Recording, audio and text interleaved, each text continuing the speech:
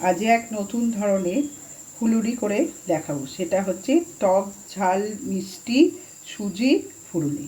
উপকরণ হচ্ছে সুজি, টক দই, নুন, একটু জাস্ট গুঁড়ো লঙ্কা, চিনি, কাঁচা লঙ্কা, আদা কুচি। এবার এগুলোকে একত্রিত করব।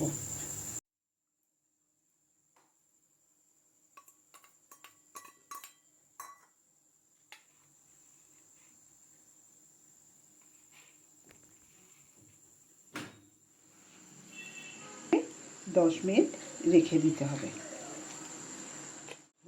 10 মিনিট রাখার পর এবার আস্তে আস্তে জিনিসটাকে গোল করে যে যেমন সাইজ করবে